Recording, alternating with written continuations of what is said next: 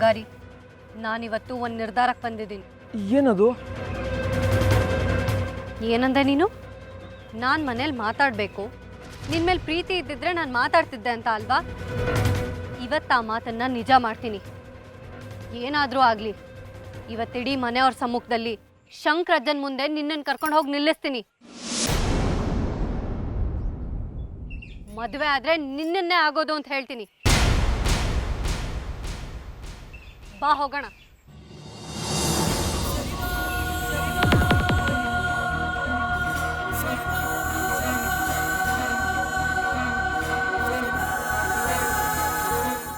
ನಿಜ ಹೇಳ್ತಿದೀಯ ಜಾಜಿ? ನಿಜಾನೇ ಹೇಳ್ತಿದ್ದೀನಿ ಬಂಗಾರಿ. ಇನ್ನು ತಡ ಮಾಡಿದ್ರೆ ಆಗೋದಿಲ್ಲ. ನಾಳೆ ನನ್ನ ಲಗ್ನ ಪತ್ರಿಕೆ ತಯಾರಾಗ್ತಿದೆಯಂತೆ. ಈಗ ನಾನು ಕಣ್ಣೀರಿಡ್ತಾ ಕೂತ್ಕೊಂಡ್ರೆ ಕೊನೆವರೆಗೂ ನನಗೆ ಕಣ್ಣೀರೇ ಗತಿ ಆಗುತ್ತೆ. ಹಾಗಾಗೋದಕ್ಕೆ ನಾನು ಬಿಡೋದಿಲ್ಲ. ನನ್ನ ಬದುಕು ನನ್ನ ಹಕ್ಕು. ನೀನೇ ನನ್ನ ಗಂಡ ಬಂಗಾರಿ. ನಿನ್ನನ್ನು ಬಿಟ್ಟು ಬೇರೆ ಯಾರನ್ನೂ ನನ್ನ ಗಂಡ ಅಂತ ಒಪ್ಕೊಳ್ಳೋಕೆ ಸಾಧ್ಯ ಇಲ್ಲ. ನೀನು ಈ ಮಾತು ಹೇಳ್ತಿದೀಯ ಜಾಜಿ? ಹೌದು ಕಣೋ ಬಂಗಾರಿ, ನಾನೇ ಈ ಮಾತು ಹೇಳ್ತಿರೋದು. ಇವತ್ತು ಸುನೀತಾ ಚಿಕ್ಕಮ್ಮ ನನ್ನ ಕಣ್ ತರಿಸಿದ್ರು. ಅವ್ರು ಏನಂದ್ರು ಗೊತ್ತಾ? ಬೇರೆಯವ್ರಿಗೋಸ್ಕರ ಪ್ರೀತಿನ ಬಲಿ ಕೊಡಬಾರ್ದು, ಹಾಗೆ ಬಲಿ ಕೊಡೋದೇ ಆದರೆ ಅಂಥವ್ರ ಪ್ರೀತಿನೇ ಮಾಡಬಾರ್ದು ಅಂದರು. ಎಷ್ಟು ನಿಜ ಅಲ್ವಾ? ಬಾ ಹೋಗೋಣ. ಇವತ್ತೆಲ್ಲರ ಮುಂದೆ ನಿನ್ನ ನಿಲ್ಲಿಸಿ ನನ್ನ ಮನಸ್ಸಲ್ಲಿರೋದನ್ನು ಹೇಳ್ತೀನಿ.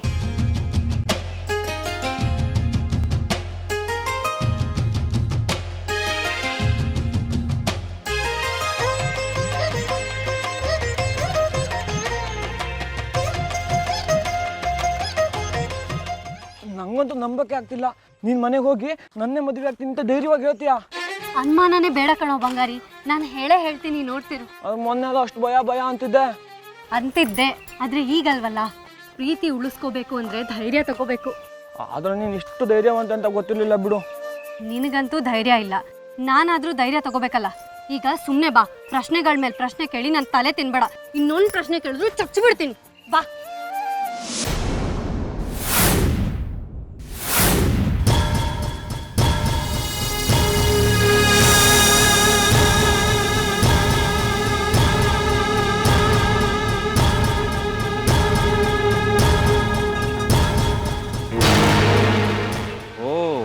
ಜಾಜಿ, ನಾನು ಯಾರಂತ ನೆನಪಾಯ್ತಾ?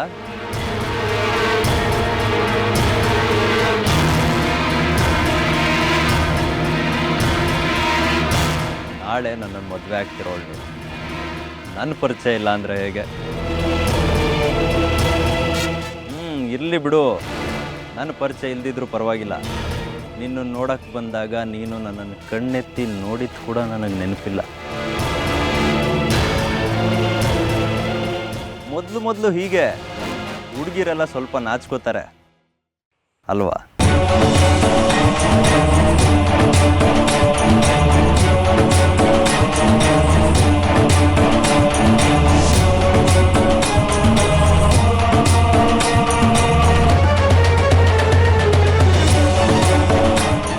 ಯಾಕೇನು ಮಾತಾಡ್ತಾ ಇಲ್ಲ? ಜಾಜಿಯವರೇನಾದರೂ ಮೌನ ವ್ರತದಲ್ಲಿದ್ದಾರೋ ಹೇಗೆ?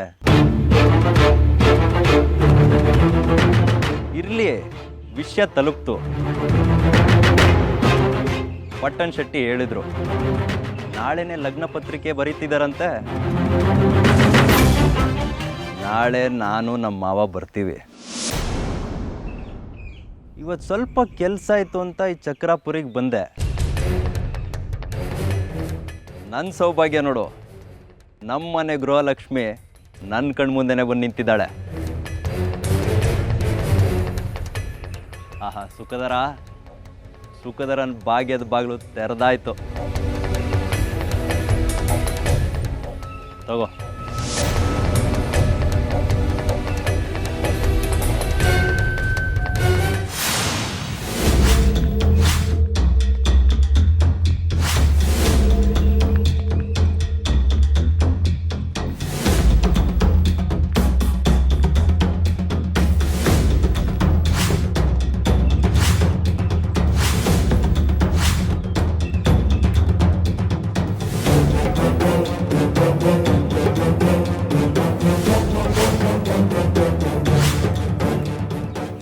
ತಗೋ ಜಾಜಿ. ಏನಿದು? ಅಬ್ಬಾ, ಅಂತೂ ನಮ್ಮ ಹುಡುಗಿ ಮಾತಾಡ್ಬಿಟ್ಲು. ಏನಿದು ಹೇಳಿ. ತಗೋ ಇದನ್ನ, ನಿಮ್ಮ ಅಜ್ಜನ ಕೊಡು. ಇದೇನು ಅಂತ ಹೇಳ್ದೆ ತಗೊಳ್ಳೋದಿಲ್ಲ ನಾನು. ನಾನು ಕೊಟ್ಟರು ಅನುಮಾನನಾ? ತಗೋ ಜಾಜಿ, ಇದನ್ನ ತಗೊಂಡೋಗಿ ನಿಮ್ಮ ಶಂಕರಜ್ಜನ ಕೊಡು. ಏನು ಮಾಡಲಿ ನಾನು ಇವಾಗ? ನಾನು ಅಂದ್ಕೊಂಡಿದ್ದ ಕೆಲಸಗಳೆಲ್ಲ ತಲೆ ಕೆಳಕಾಗ್ತಾ ಇದೆ. ಏನು ಮಾಡಬೇಕು ಅಂತಾನೆ ಗೊತ್ತಾಗ್ತಾ ಇಲ್ಲ. ಆ ಶಂಕರ್ ಶಾಸ್ತ್ರಿ ಬೇರೆ ಮದುವೆಗೋಸ್ಕರ ದೇವಸ್ಥಾನ ಜಾಗ ಕೇಳಿದ್ದಾನೆ, ಲಗ್ನ ಪತ್ರಿಕೆಗಳು ಬರಿತಾ ಇದ್ದಾನೆ. ಏನು ಮಾಡಲಿ? ಏನಾದರೂ ಮಾಡು. ಮಗನ್ ಕರ್ಸಿದ್ಯಾ? ಮದುವೆ ಮಾಡ್ತೀನಿ ಅಂತಿದ್ಯಾ? ಮಾಡಿಸು ಮದುವೆನ. ಹೇಗೆ ಮಾಡಲಿ? ನಾನು ನೆಟ್ಟ ವಿಷದ ಬಳ್ಳಿ ಫಲ ಕೊಡ್ತಾ ಇಲ್ಲ. ನಾನು ರಾಜಲಕ್ಷ್ಮಿ ತಲೆಗೆ ಬಿಟ್ಟ ಫಲ ಕೆಲಸ ಪ್ರಾರಂಭ ಮಾಡಿಲ್ಲ. ಹೇಗೆ ಮಾಡಲಿ?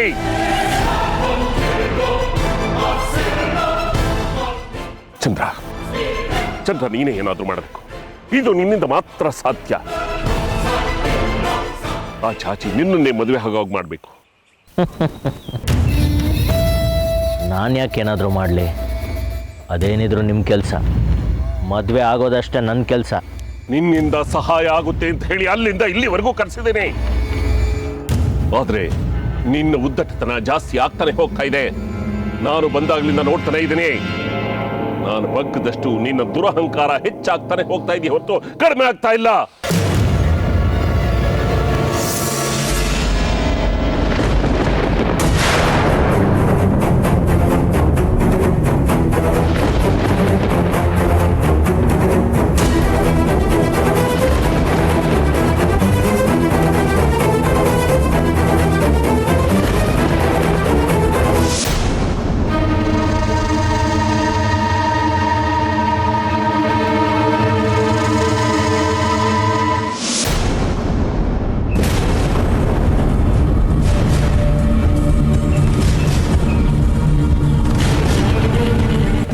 ಮನೆ ಮುಂದೆ ಎಲ್ಲ ಸೌದೆ ಹಾಕೊಂಡು, ಮನೆ ಮುಂದೆ ಸೌದೆ ಹಾಕೋದು ಮನೆಯಲ್ಲಿ ಸಾವು ನಡೆದಾಗ ಮಾತ್ರ.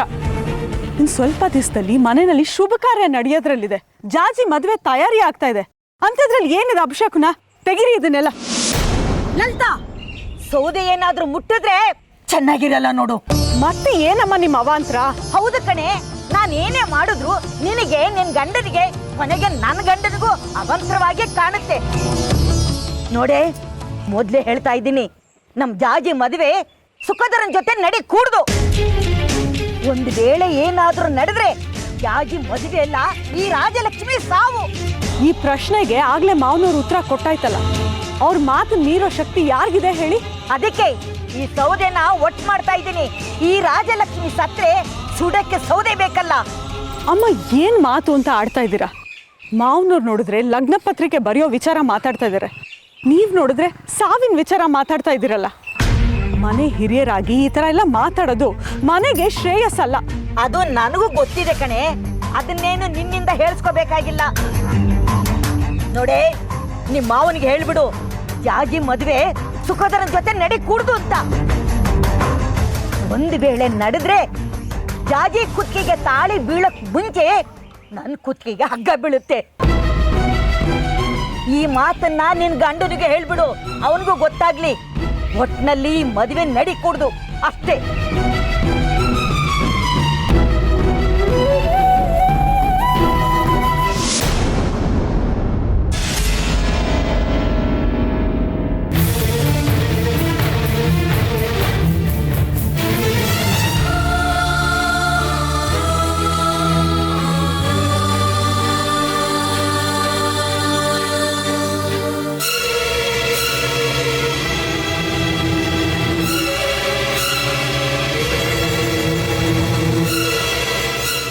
ಈಗ ನೀವು ನಿಂತನ್ನೆಲ್ಲ ಮಾತ್ರ ನಡಗಿದೆ. ಇನ್ನೊಂದ್ಸಲ ಧ್ವನಿ ಏರ್ಸಿ ಏನಾದರೂ ಮಾತಾಡಿದ್ರೆ ನಿಂತನ್ನೆಲ್ಲ ಕುಸ್ತೋಗುತ್ತೆ. ಹುಷಾರ್. ಚಂದ್ರ, ಚಂದ್ರ, ನನ್ನ ಯಾಕೆ ಅರ್ಥ ಮಾಡ್ಕೊಳ್ತಾ ಇಲ್ಲ ನೀನು? ಅಲ್ಲೂ ನೋಡಿದ್ರೆ ಶಂಕರ್ ಶಾಸ್ತ್ರಿಗಳು ಲಗ್ನ ಪತ್ರಿಕೆ ಬರಿತಾ ಇದ್ದಾರೆ. ಇಷ್ಟು ದಿವಸ ಸುಮ್ಮನಿದ್ದ ಜಾಜಿ ಈಗ ಸುಖದರನ್ನೇ ಮದುವೆ ಆಗ್ತೀನಿ ಅಂತ ಕುಣಿತಾ ಇದ್ದಾಳೆ. ನನ್ನ ಮೈಯೆಲ್ಲ ಪರ್ಚ್ಕೊಳ್ಳೋ ಹಾಗಾಗ್ತಾ ಇದೆ. ಏನಾದ್ರು ಮಾಡು. ಹೀಗೆ ಮುಂದುವರೆದು ಬಿಟ್ರೆ ಶ್ರೀಚಕ್ರ ನಮ್ಮ ಕೈವಶವಾಗೋದಿಲ್ಲ. ತಪ್ಪು ಹೋಗ್ಬಿಡುತ್ತೆ. ಏನಾದ್ರೂ ಮಾಡು ಚಂದ್ರ, ನೀನೇ ಜಾಜಿನ ಮದುವೆ ಆಗ್ಬೇಕು. ಅದು ನಿನ್ನಿಂದ ಮಾತ್ರ ಸಾಧ್ಯ. ನಿನ್ನ ವಿದ್ಯೆ ಪ್ರಯೋಗ ಮಾಡಿ ಆದ್ರೂ ಸರಿ, ನೀನೇ ಜಾಜಿ ಮದುವೆ ಆಗ್ಬೇಕು. ಆ ಶ್ರೀಚಕ್ರ ಸ್ವರೂಪಿ ಮೊಮ್ಮಗು ನನ್ನದಾಗಬೇಕು ಅಷ್ಟೇ. ನಾನು ಯಾಕೇನಾದರೂ ಮಾಡಬೇಕು? ನಾನು ಕಷ್ಟಪಟ್ಟು ಸಂಪಾದನೆ ಮಾಡಿದ ವಿದ್ಯೆನ ನಿಮ್ಮ ಅನುಕೂಲಕ್ಕೆ ಏನಕ್ಕೆ ಬಳಸಬೇಕು?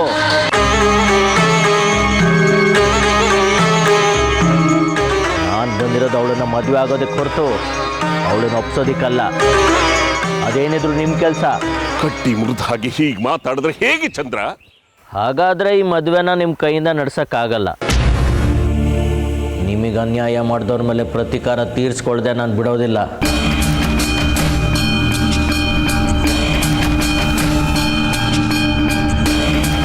ನೀವಿಬ್ರು ಏನು ಮಾಡೋದು ಹೊರಟಿದ್ದೀರಿ? ನನಗೆ ಸಹಾಯ ಮಾಡೋದಕ್ಕೆ ಬಂದಿರೋದಾ ಅಥವಾ ನನ್ನ ಮೇಲೆ ಹಗೆತನ ತೀರಿಸ್ಕೊಳ್ಳೋದಕ್ಕೆ ಬಂದಿದ್ದೀರಾ? ನಿನ್ನ ಮೇಲೆ ಸೇಟ್ ತೀರಿಸ್ಕೊಳ್ಳೋದೇ ಆದರೆ ನನಗೆ ಇಷ್ಟು ಹೊತ್ತು. ಆದರೆ ಇಷ್ಟು ವರ್ಷ ಆದಮೇಲೆ ನಿನ್ನ ಮೇಲೆ ಹಗೆತನ ಸಾಧಿಸಿ ನಾನೇನು ಪಡ್ಕೋಬೇಕಾಗಿಲ್ಲ. ಆದರೆ ಇವನು ಹಾಗೆ ಮಾತಾಡ್ತಾ ಇದ್ದಾನಲ್ಲ, ನನ್ನನ್ನು ಶತ್ರು ಥರ ನೋಡ್ತಾ ಇದ್ದಾನಲ್ಲ. ಇವನ್ ವಿಚಾರ ನನಗೆ ಬಿಡು. ನಿನ್ನ ಕೆಲಸ ಮಾಡ್ಕೊಡೋಕ್ಕೆ ಅಂತ ಬಂದಿದ್ದೀವಿ, ಮಾಡಿಕೊಡ್ತೀವಿ. ಅದ್ರ ಬಗ್ಗೆ ನಿಂಗೆ ಎರಡನೇ ಯೋಚನೆ ಬೇಡ. ಅವನು ಇದೇ ಮಾತಿನ ಮೇಲೆ ನಿಲ್ತಾನೆ ಅನ್ನೋ ನಿನ್ನ ಮಾತಿನ ಮೇಲೆ ಭರವಸೆ ಇಟ್ಟಿದ್ದೀನಿ. ಹೊರಗಡೆ ಇರ್ತೀನಿ, ಬೇಗ ಬನ್ನಿ.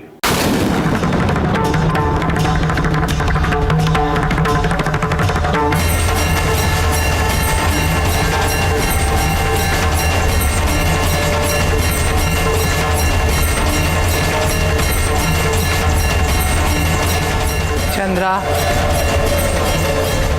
ನಾವು ಅಂದ್ಕೊಂಡು ಬಂದಿದ್ದ ಕಾರ್ಯ ಇನ್ನೇನು ನೆರವೇರೋದ್ರಲ್ಲಿದೆ. ಈ ವಿರೂಪಾಕ್ಷ ಶಾಸ್ತ್ರಿ ನಮ್ಮನ್ನು ಕರೆಸಿ ಅವನ ಗುಂಡಿನ ಅವನೇ ತೋಡ್ಕೊಂಡ. ಇನ್ನು ಮುಂದೆ ಇದೆ ಹಬ್ಬ. ಆ ವಿರೂಪಾಕ್ಷ ಅಂದ್ಕೊಂಡಿದ್ದೆಲ್ಲ ನೆಲ ಕಚ್ಚುತ್ತೆ, ನಾವು ಅಂದ್ಕೊಂಡಿದ್ದೆಲ್ಲ ನಮಗೆ ಸೇರತ್ತೆ. ಸದ್ಯದಲ್ಲೇ ಅವನು ವಿಲೋ ಒದ್ದಾಡೋದನ್ನು ನಾವು ನೋಡ್ತೀವಿ. ಕಾಯ್ತಾ ಇರಿ.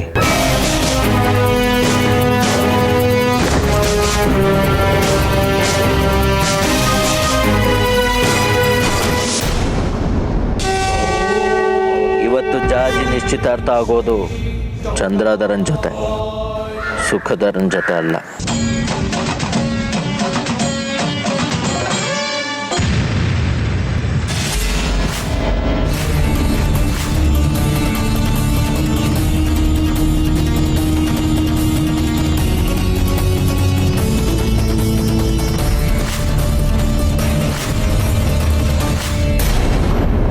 ಪ್ರಸಾದ್ ಶೇಖರಿ ಮನೆಗೆ ನಡಿ.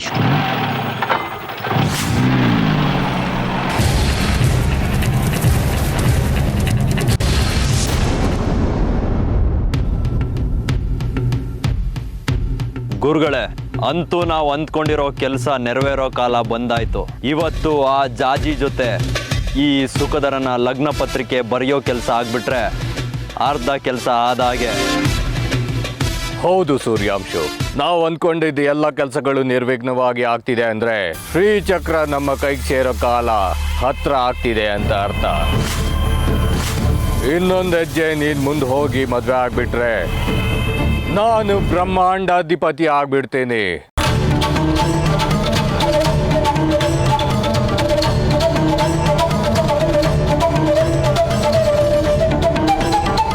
ಅದರಲ್ಲಿ ಎರಡನೇ ಮಾತೇ ಇಲ್ಲ ಗುರುಗಳೇ. ಶ್ರೀಚಕ್ರಕ್ಕೆ ನೀವು ಒಡೆಯರಾಗೋದು ಸತ್ಯ. ಆದ್ರೆ ಜಾಜಿ ನಮ್ಮ ಸೂರ್ಯಾಂಶುವಿನ ವಶದಲ್ಲಿದ್ದಾಳೆ. ಹಾಗಾಗಿ ಅವಳು ತಕರಾರು ಎತ್ತೋ ಮಾತೇ ಬರೋದಿಲ್ಲ. ಇವನು ಹೇಗೆ ಹೇಳ್ತಾನೋ ಹಾಗ ಅವಳು ಕೇಳ್ತಾಳೆ.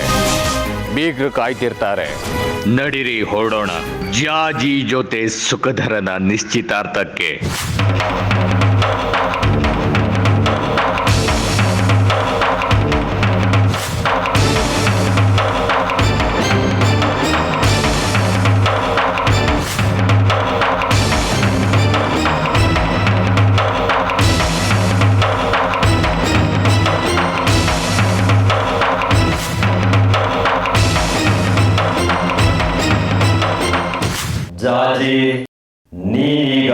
ವಶದಲ್ಲಿದೆಯಾ? ನಾನು ಹೇಳ್ದಂತೆ ನೀನು ಕೇಳ್ತೀಯ? ನಾನು ನಿನ್ನ ವಶೀಕರಣದಿಂದ ಬಿಡಿಸಿದ ಹೊರತು ನಿನಗೆ ಬಿಡುಗಡೆ ಇಲ್ಲ.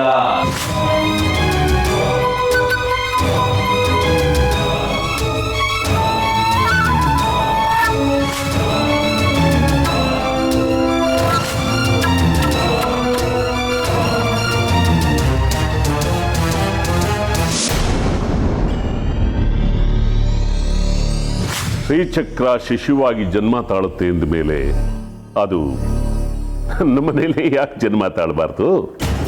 ಅದಕ್ಕೆ ನಿನ್ನ ಸಹಕಾರ ಬೇಕು. ಹಾಗಾಗೋದ್ರಿಂದ ಶ್ರೀಚಕ್ರ ಸ್ವರೂಪಿ ಶಿಶು ನನ್ನ ಅಂಗೈಲಾಡುತ್ತೆ, ನಾನು ಹೇಳ್ದಾಗ ಆಡುತ್ತೆ, ನನ್ನ ತೊಡೆ ಮೇಲೆ ಮಲ್ಕೊಳ್ಳುತ್ತೆ, ನನ್ನ ಮಾತನ್ನ ಕೇಳುತ್ತೆ, ನನ್ನ ಕೈಗೊಂಬೆಯಾಗುತ್ತೆ ಶ್ರೀಚಕ್ರ. ಜಾಜಿ ಜೊತೆ ನಿಶ್ಚಿತಾರ್ಥ ಮಾಡಿಕೊಂಡು ಶ್ರೀಚಕ್ರನ ನನ್ನ ವಶ ಮಾಡ್ಕೋತೀನಿ.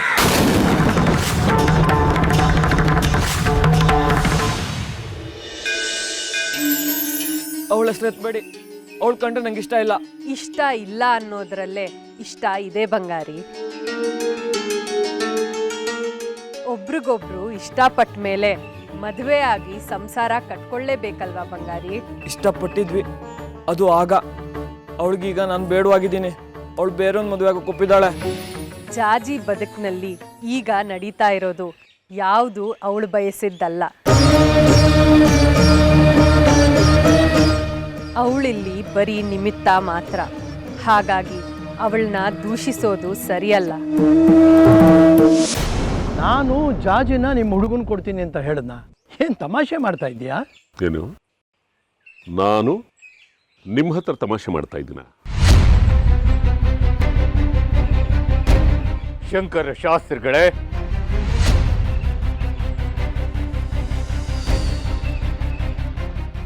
ಏನಿದು ಶಂಕರ ಶಾಸ್ತ್ರಿಗಳೇ? ನಮ್ಮನ್ನ ಲಗ್ನ ಪತ್ರಿಕೆಗೆ ಅಂತ ಕರೆಸಿ ಇನ್ಯಾವುದೋ ಒಂದು ಸಂಬಂಧನ ಕರ್ಕೊಂಡು ಬಂದಿದ್ದೀರಾ. ಇಲ್ಲಿ ಏನೋ ಗೊಂದಲ ಆಗಿದೆ ಕೃಷ್ಣಶಾಸ್ತ್ರಿಗಳೇ. ನಾನಿವ್ರನ್ನ ಕರೆಸಲಿಲ್ಲ. ದಯವಿಟ್ಟು ನೀವು ಬೇಜಾರು ಮಾಡ್ಕೋಬೇಡಿ. ಮದುವೆ ಮಾತುಕತೆ ನಮ್ಮ ಜೊತೆ ಆಗಿರ್ಬೇಕಾದ್ರೆ ಮತ್ತಿವ್ರು ಯಾಕೆ ಬಂದರು? ಇರಿ, ನಾನು ಅದನ್ನೇ ವಿಚಾರಿಸ್ತಾ ಇದ್ದೀನಿ. ವಿರೂಪಾಕ್ಷ, ಇವತ್ತು ಜಾಜಿದು ಲಗ್ನ ಪತ್ರಿಕೆ ಶಾಸ್ತ್ರ ನಡೀತಾ ಇದೆ. ನೀನು ಇದ್ದಕ್ಕಿದ್ದಾಗೆ ಬಂದು ಸಂಬಂಧ ಮಾತಾಡೋಕೆ ಬಂದರೆ ಏನಿದ್ರ ಅರ್ಥ? ಮೊದಲು ನಿಮ್ಮ ಮಾತಿನ ಅರ್ಥ ಏನು ಅನ್ನೋದನ್ನ ಶಾಸ್ತ್ರಿಗಳೇ ನೀವು ನನಗೆ ಹೇಳಿ.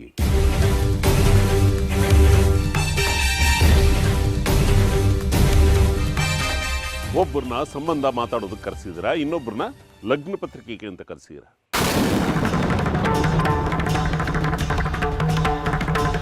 ಕಡೆ ಊರಾಚೆ ಇರೋರ್ನ ಊರಾಚೆ ಕಳಿಸಿ. ಸಂಬಂಧ ನಮ್ಮಲ್ಲೇ ಬೆಳೀಲಿ, ನಮ್ಮಲ್ಲೇ ಉಳಿಲಿ.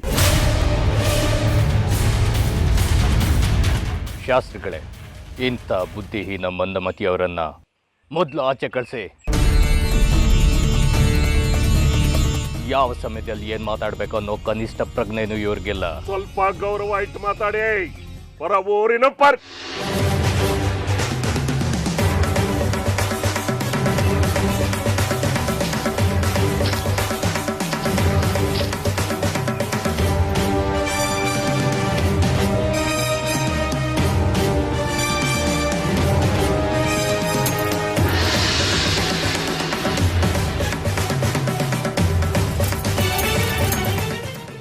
ಮಾತಾಡಿ ಕಾಲಹರಣ ಮಾಡೋದು ಬೇಡ.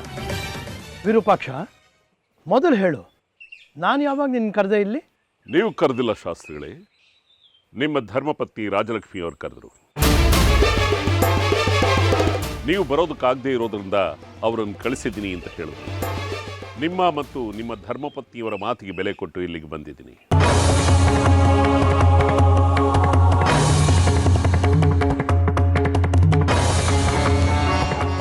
ಏನು, ರಾಜಲಕ್ಷ್ಮಿ ಬಂದು ಹಾಗೆ ಹೇಳಿದ್ಲ? ಹೌದು, ನಾನೇ ಹೇಳಿದ್ದು.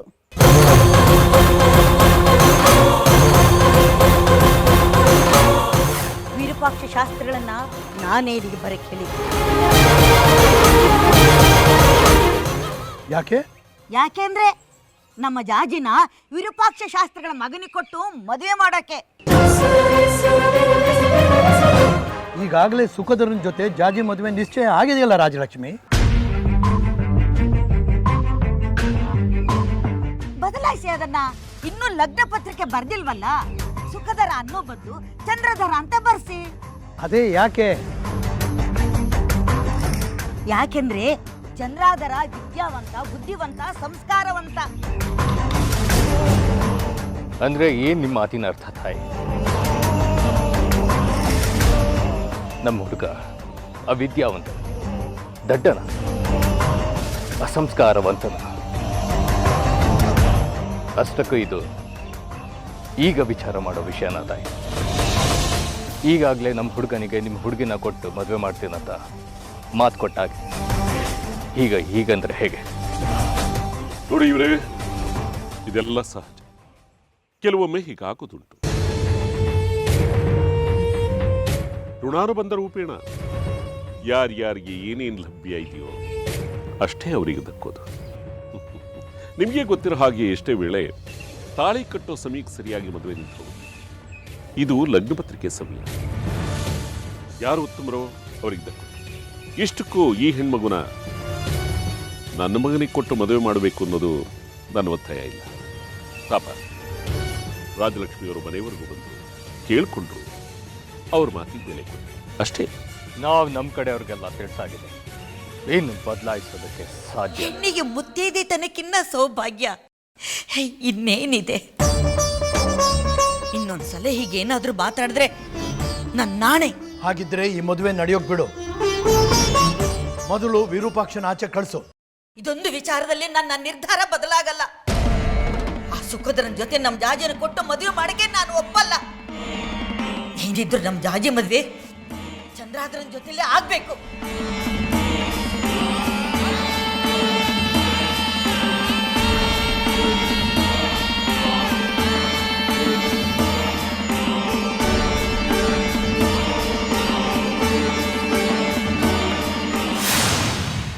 ಇಲ್ಲ ಸೂರ್ಯಾಂಶು, ಇದು ನೇರವಾಗಿ ಆ ರಾಜಲಕ್ಷ್ಮಿ ಕೆಲಸ ಅಲ್ಲ. ವಿರೂಪಾಕ್ಷನ ಕುಮ್ಮಕ್ಕಿನಿಂದ ಇಷ್ಟೆಲ್ಲ ನಡೀತಾ ಇದೆ. ಆ ವಿರೂಪಾಕ್ಷನ ಆಲೋಚನೆಗಳು ಯಾವ ಸಮಯದಲ್ಲಿ ಯಾವ ದಿಕ್ಕಿನಲ್ಲಿ ಹರಿಯುತ್ತೆ ಅಂತ ನನಗೆ ಚೆನ್ನಾಗಿ ಗೊತ್ತು. ಇದೆಲ್ಲ ಒಂದೇ ಸಂಚು. ಈ ಸಂಚನ್ನ ತಾನೇ ರೂಪಿಸಿ ಆ ರಾಜಲಕ್ಷ್ಮಿ ಕೈಯಲ್ಲಿ ನಿರೂಪಿಸಿ ತಾನೇ ಒಂದು ಪಾತ್ರವಾಗಿ ನಟಿಸ್ತಿದ್ದಾನೆ ಅಷ್ಟೇ. ಒಟ್ನಲ್ಲಿ ನಮಗೆ ಪ್ರತಿಸ್ಪರ್ಧಿಯಾಗಿ ಬಂದಿರೋದಂತೂ ಸತ್ಯ. ಗುರುಗಳೇ, ಅವನು ಸ್ಪರ್ಧಿಯೇ ಆಗಿರಲಿ ಪ್ರತಿಸ್ಪರ್ಧಿಯೇ ಆಗಿರಲಿ ಅದು ಮುಖ್ಯ ಅಲ್ಲ. ಜಾಜಿ ನನ್ನ ಕೈ ವಶದಲ್ಲಿರೋವರೆಗೂ ಯಾರು ಏನೂ ಮಾಡೋಕ್ಕಾಗಲ್ಲ.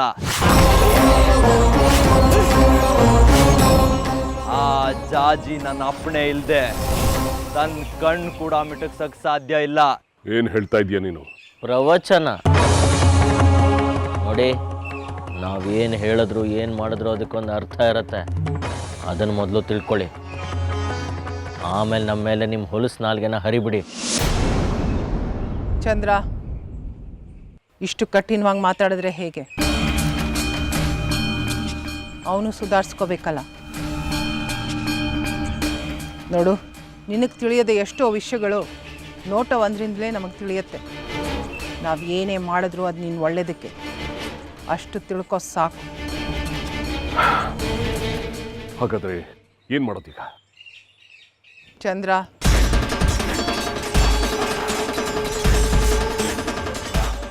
ವಶೀಕರಣ ಮಾಡಿದ್ದು ಯಾರು ಅಂತ ಗೊತ್ತಾಯ್ತಾ? ಇನ್ಯಾರು ಮಾಡಿದ್ರೆ ಆ ಕಡ್ಕಿನೇ ಮಾಡಿರ್ತಾನೆ. ಕಡ್ಕಿನ? ಯಾರವನು? ಅಷ್ಟಾದ್ರೆ ನಾವು ಗೆದ್ದ ಹಾಗೆ ಸೂರ್ಯಾಂಶು. ಆದ್ರೆ ಆ ಚಂದ್ರಾಧರನ ಮೇಲೆ ಸ್ವಲ್ಪ ನಿಗಾ ಇರಲಿ. ಇವರ ಪ್ರತಿಸ್ಪರ್ಧಿ ಅತ್ತೆ, ಅವನಿಗೂ ಇವ್ರ ಹಾಗೆ ಶ್ರೀಚಕ್ರದ ಮೇಲೆ ಹುಚ್ಚು. ನಿನ್ಗೆ ಅವನ ಪರಿಚಯ ಇದೆಯಾ?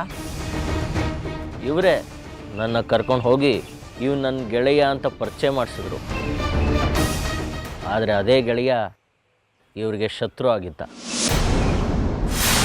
ಅವನು ಸ್ವಲ್ಪ ಅಪಾಯಕಾರಿನೇ. ಅವನ ಬಗ್ಗೆ ನಿಮ್ಗೇನು ಚಿಂತೆ ಬೇಡ ಗುರುಗಳೇ. ಅವನು ಬಂದಿರೋದು ಜಾಜಿನ ಮದುವೆ ಆಗೋಕೆ. ಆದ್ರೆ ಜಾಜಿ ನನ್ನ ವಶದಲ್ಲಿದ್ದಾಳೆ. ಅವನು ಬಂದಿರೋ ದಾರಿಗೆ ಸುಂಕ ಇಲ್ಲದೆ ವಾಪಸ್ ಹೋಗ್ಬೇಕು. ಜಾಜಿಗೆ ಸುಖದರನೋ ಚಂದ್ರಧರನೋ ಅಂತ ಪ್ರಶ್ನೆ ಮಾಡಿದ್ರೆ ಅವಳು ಹೇಳೋದು ಸುಖದರ ರೂಪದಲ್ಲಿರೋ ಈ ಸೂರ್ಯಾಂಶ ಹೆಸರನ್ನ. ಹಾಗಾಗಿ ಅವನಿಗೆ ಸೋಲು ಖಚಿತ.